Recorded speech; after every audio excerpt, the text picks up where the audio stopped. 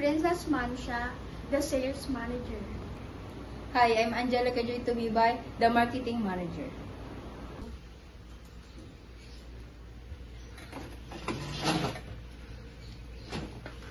Good morning. You look like you've just read something serious. Good morning. Yeah, just got an email from the CEO. We're officially rolling out the new audit database for HR. Oh, the ERP system? I thought it was still in pilot testing. No, not anymore. Listen to this. Hi, please begin entering all current employee data into the new Odoo HR module effective immediately. Let me know if you need any support. Look like it's time to go digital for real. Excited? Excited and slightly overwhelmed. This means I need to pull everything together. Spreadsheets, contracts, scan documents, and start moving it into audit base. Sounds like a full-day mission. Well, I'll leave you to it then.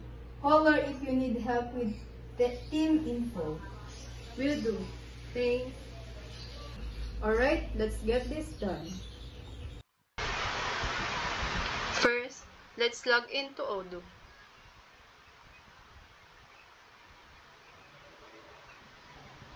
Click the Employee module.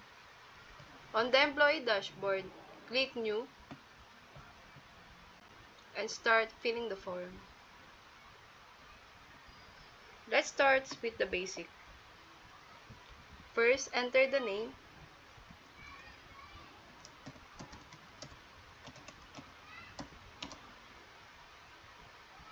job title,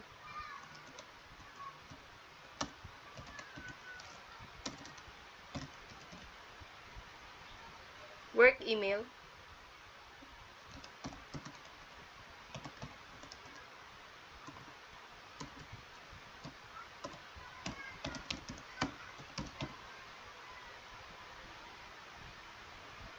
department,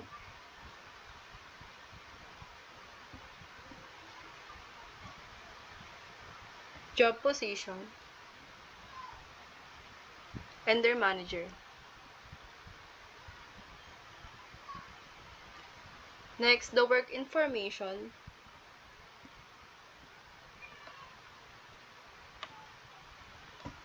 let's add their location,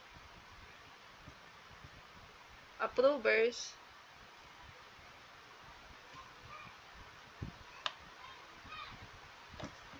and schedule.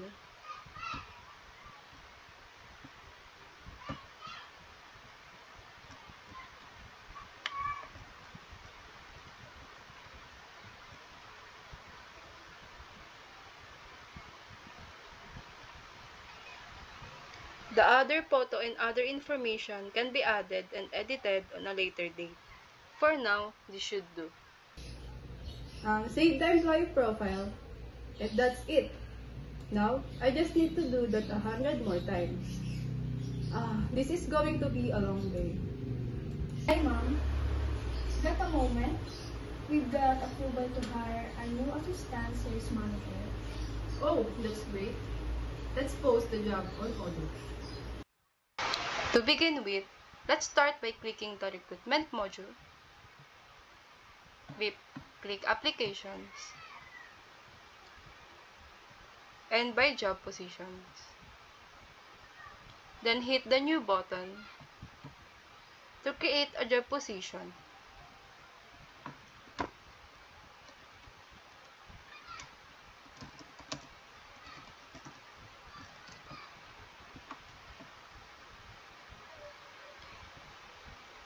Then click create. Go back to job positions.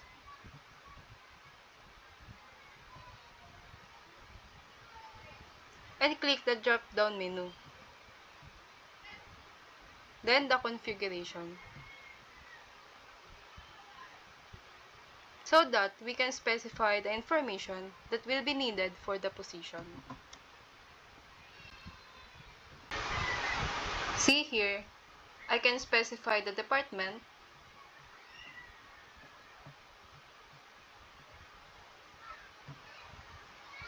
industry, employment type, and working schedule.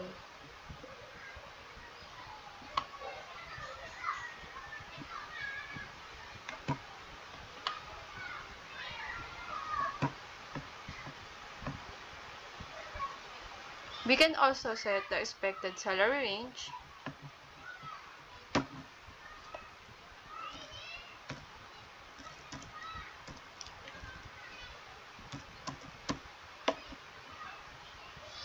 as well as the expected skills.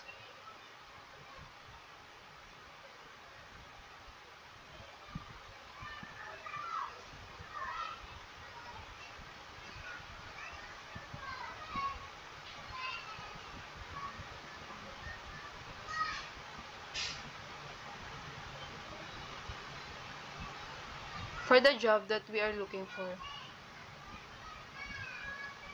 Another thing is that we can also set the mission dates.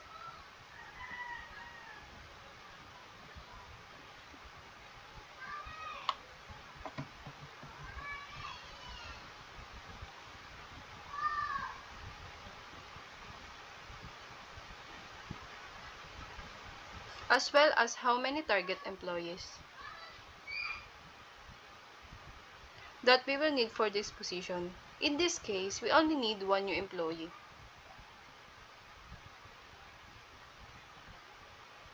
Now, here in the summary section, this is where we write the detailed job description, and we can format it nicely using the built-in editor.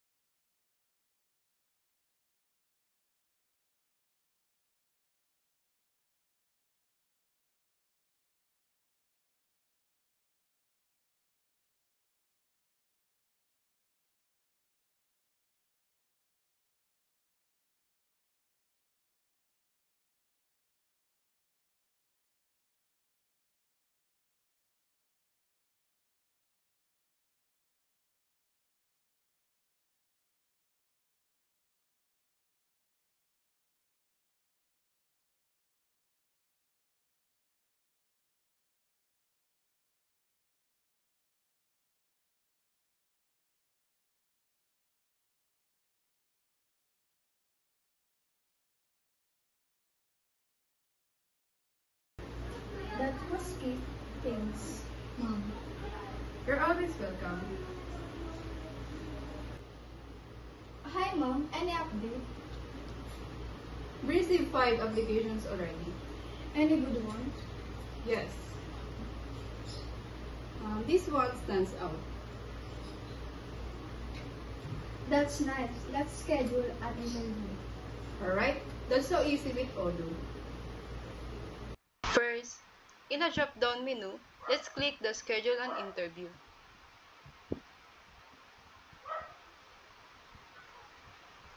Next, set the interview date, time,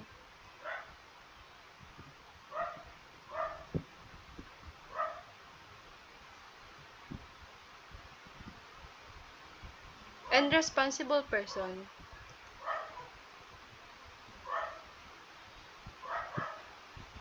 And add a description or any relevant notes. Click Save to confirm the interview schedule.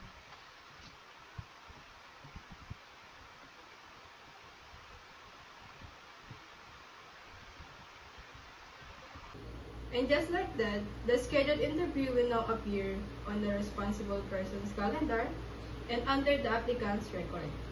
That's smooth. Could you keep me posted after interviews? Yeah, sure, no problem. Great. Thanks for getting this set up, Mom. Hey, Mom. How did the interviews go? Really well. The top candidate impressed the panel. Everyone agreed would like to hire. Perfect. Can we get them onboarded right away? Absolutely. I hired them through Odonow. On the recruitment module, go to the application of the employee. It looks like she just signed her contract. Let's add her as a new employee. Click the Create Employee, then type the needed information. Let's input their work email, work phone, manager, and coach. Other information can be added later. And that's it. She's officially added to our employee database. Her profile now is in Employees module. That was quick. Yeah, thanks to Odoo. I'll also notify IT for system access and send her a welcome email. That's nice. I'm looking forward to having her on board.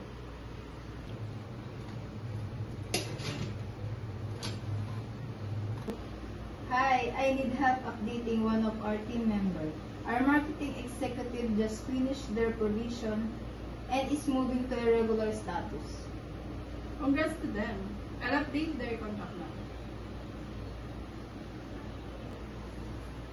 Let me just go look for their profile in the employee module. Found it. I'm opening their contract records. Okay. I see the provisionally contract. Should we just update that one? It's better to create a new one. This way we keep both records for compliance and tracking. Let's click Create for a new contract and fill in their details. So, the contract type is regular. The starting date is today. The updated wages is 25,000 per month. Department, of course, is marketing, and then I'll send you as their manager. Now, I'll upload the new signed contract and hit save, then validate. Awesome. That was quick and easy. Of course, just let me know whenever there is a change like this.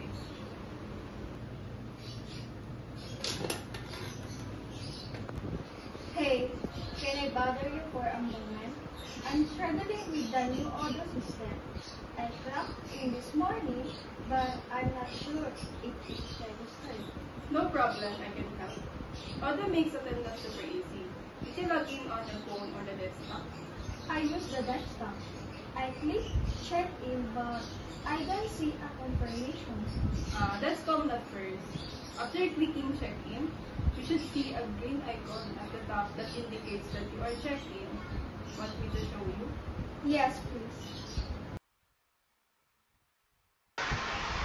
So, here's the attendance module.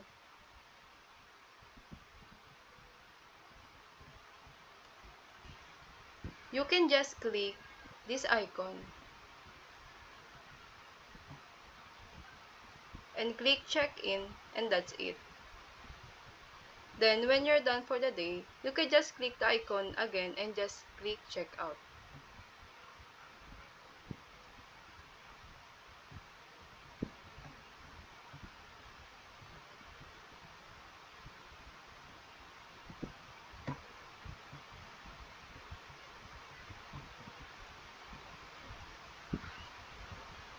You could also use the kiosk mode to check in and check out using your ID.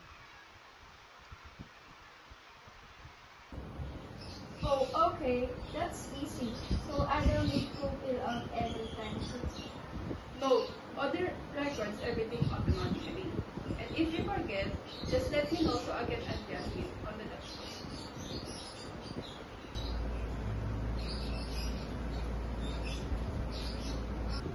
Hey team, how's the Odo adventure going? Miss Gallardo, just saved me from time sheet disaster.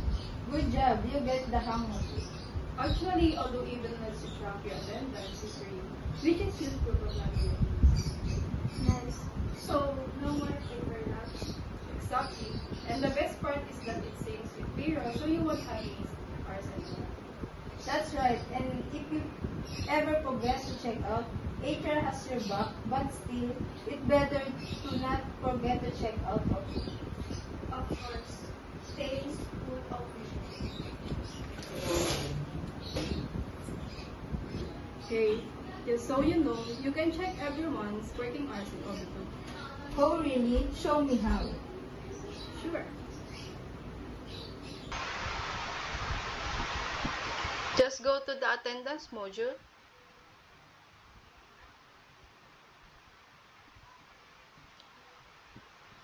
Click reporting, and you'll see a summary of all employee hours. You can filter by date, department, or even see overtime. It's so handy that we can see who's been working late and who's missing hours, which will really help with scheduling and performance reviews. And if you want, we can even set up an automatic report to email you each week. And done. You can now receive a weekly email of the attendance report. Thanks, that's really helpful. No problem. Hi, Miss Galliano. Good morning. Quick question. I need to request a few days of next month. How do I do it in Odoo? Okay, let me show you how. Go to the time off module. On the dashboard, select the dates that you want your time off. On the time off request form,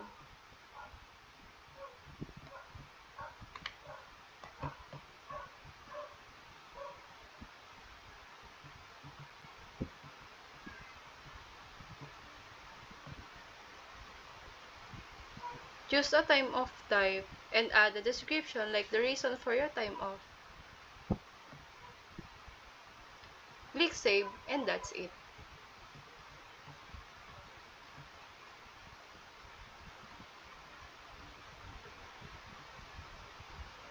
Cool. And can I see if I have enough leave days? Yup, your available balance is right there on the screen. No more guessing. Awesome. I submit that today. Thanks for help, Miss Galliano. Anytime.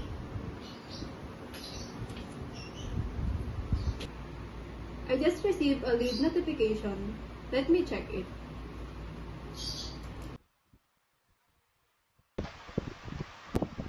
Go to the time off module.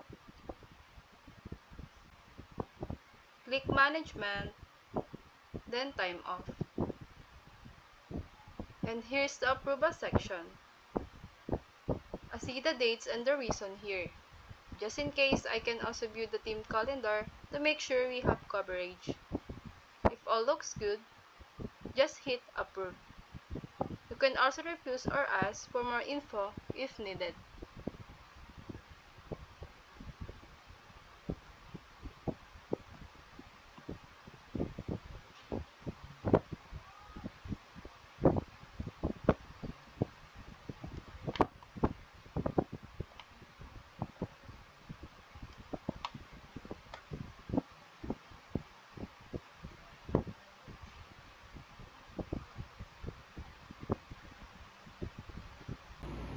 Alright, everything looks clear, so I'll approve the time off request, and Princess will get an automatic notification.